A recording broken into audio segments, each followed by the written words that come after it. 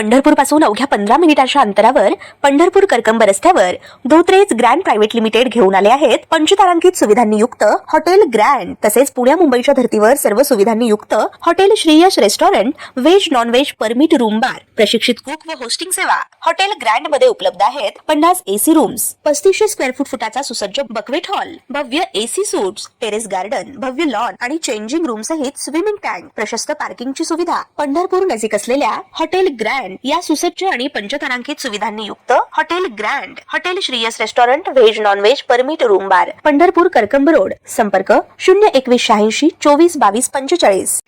ताज्या घडामोडी पाहण्यासाठी आमच्या YouTube चॅनलवरील PVR म्हणजेच पंढरी वार्ता या न्यूजला सबस्क्राइब करा आणि शेजारील बेल आयकॉनवर क्लिक करा। स्पा सेंटरच्या आड वाढणाऱ्या बेकायदेशीर वेश्या व्यवसायाला आळा घालण्यासाठी, मानव तस्करी पूर्णपणे थांबवण्यासाठी जशी सक्षम यंत्रणा उभी केली आहे, त्याच धर्तीवर ऑनलाईन प्रमोशन आणि नेटवर्क मोडून काढण्यासाठीही सॉफ्ट तयार करणे अत्यावश्यक आहे। ही बाब काल विधान परिषदेत निदर्शनास आणून देत भाजपच्या आमदार चित्रा वाघ यांनी याबाबत पोलिसांनी ठोस कारवाई करण्याची मागणी केली। वेबसाईट आणि इतर डिजिटल प्लॅटफॉर्मच्या माध्यमातून सहजपणे जोडले जात आहे, याकडे आमदार चित्रा वाघ यांनी शासनाचे लक्ष वेधले। याबाबत बोलताना पहा काय म्हणाले गृहराज्यमंत्री योगेश कदम। त्याचं उत्तर आता मंत्री महोदयांनी दिलं हे खरं आहे की पुणे असेल, पिंपरी चिंचवड असेल, नाशिक असेल, नागपूर असेल, मुंबई असेल, अशा विविध ठिकाणी स्पा सेंटरच्या नावाखाली वेश्या व्यवसाय वाढतोय हे खरं आहे। त्याच्यासाठीची खबरदारी शासन काय घेतं याची माहिती दिली गेली, परंतु मला वाटतंय की याचा प्रचार आणि प्रसार हे ऑनलाईन नेटवर्क आणि जाहिरातीच्या माध्यमातून होतंय। मग ते व्हॉट्सॲप असेल, मग ते टेलिग्राम असेल, मग ते वेबसाईट्स असतील, याच्या माध्यमातून ग्राहक मिळवले जात आहेत, ग्राहकांना त्या ठिकाणी हे संदेश पोहोचवले जात आहेत। तर माझा हा प्रश्न आहे साधा की यावर सरकारचं नियंत्रण आहे का आणि IT ॲक्टच्या खाली आत्तापर्यंत किती गुन्हे रजिस्टर्ड झालेले आहेत? लक्षवेधीमध्ये जो प्रश्न आहे त्याच्यामध्ये IT ॲक्टचा उल्लेख नाही आहे, त्यामुळे ती माहिती आता माझ्याकडे उपलब्ध नाही। परंतु मला वाटतं तो मार्केटिंगचा भाग झाला।